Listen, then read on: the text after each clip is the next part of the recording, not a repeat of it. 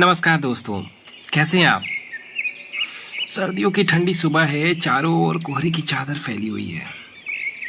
ऐसे में मैं आपके लिए आपके दिल को छू जाने वाली एक और नई कहानी लेकर आया हूँ। कहानी एक डाकिये की जिसका नाम है रमेश। रमेश एक ऐसा इंसान था जिसने चिट्ठियों के जरिए न जाने कितने दिलों को जोड़ा था। पर चिट्ठी बांटने के क्रम में उसकी जिंदगी में कुछ ऐसा बदलाव आता है जो उसे और पूरे गांव वालों को बहुत कुछ सिखा जाता है। हुआ क्या, जानेंगे हम आगे। तो चलिए शुरू करते हैं रमेश और उसकी चिट्ठियों की खूबसूरत कहानी। सर्दियों की वो सुबह थी। पूरा गांव कोहरे की चादर में लिपटा हुआ था। सूरज की हल्की किरणें धीरे धीरे खेतों पर गिर रही थीं। गांव की गलियां शांत थीं, लेकिन एक जानी पहचानी आवाज माहौल को तोड़ते हुए आ रही थी। रमेश, गांव का डाकिया, अपने पुरानी साइकिल पर चिट्ठियों से भरा थैला टांगे चला आ रहा था। उसका झुर्रियों भरा चेहरा ठंडी हवा से लाल हो गया था, लेकिन उसकी आंखों में अब भी वही पुरानी चमक थी। रमेश ने अपने 30 साल के डाकिया जीवन में अनगिनत चिट्ठियां बांटी थीं। शादी के निमंत्रण से लेकर बेटे की नौकरी की खबर तक, प्रेम पत्र से लेकर किसी के संघर्षों की कहानी तक, हर चिट्ठी में एक भावना छिपी होती थी। लेकिन अब चिट्ठियां कम हो चुकी थीं। मोबाइल फोन और सोशल मीडिया ने कागज पर लिखे शब्दों की जगह जो ले ली थी। रमेश अक्सर सोचता, क्या लोग अब भी महसूस कर पाते हैं अपने हाथों से लिखी हुई चिट्ठी का एहसास क्या होता है। अपनों की लिखी गई चिट्ठियों को पढ़ने का एहसास क्या होता है। उस दिन रमेश गांव के एक युवा रोहन के घर पहुंचा।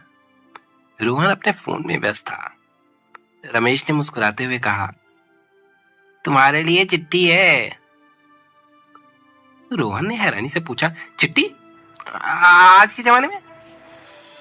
रमेश ने उसे चिट्ठी पकड़ाई और धीमे स्वर में कहा, बेटा, ये वो शब्द हैं जो तुम्हारी माँ ने अपने हाथों से लिखे हैं। व्हाट्सएप पर फॉरवर्ड किया गया मैसेज नहीं है ये। ध्यान से पढ़ना।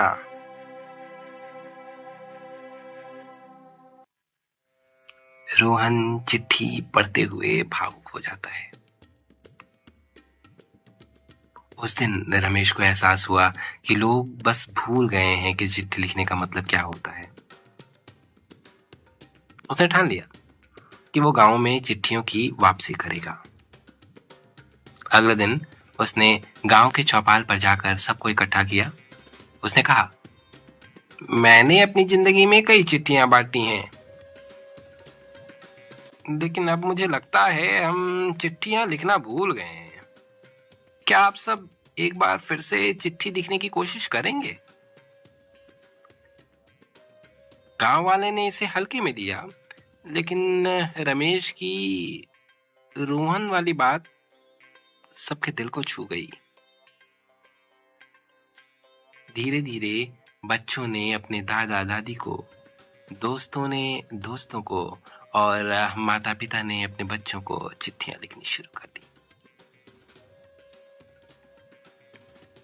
सर्दियों की ठंडी हवा में अब रमेश का थैला फिर से चिट्ठियों से भरने लगा था। हर चिट्ठी में भावनाएं थीं, किसी का हालचाल, किसी की खुशियां और किसी के सपने।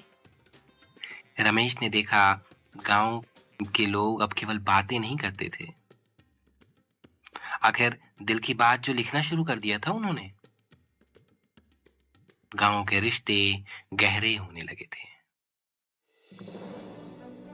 आइए चलते हैं उस सीख की ओर जो हमने इस कहानी से ली। रमेश की कहानी ने हमें सिखाया कि तकनीक ने भले ही हमें जोड़ा हो, लेकिन भावनाएं अभी तक अधूरी ही हैं, और वह तब तक अधूरी रहेंगी जब तक हमारे अपने शब्दों में व्यक्त न हो। तो दोस्तों, सोचिए, कितने साल हो गए जब आपने किसी अपने को आखिरी चिट्ठी लिखी थी। मैसेजेस फॉरवर्ड करना बंद कीजिए। अपने दिल की बातों को कागज पर लिखिए। किसी अपने के लिए चिट्ठी लिखने की शुरुआत कीजिए।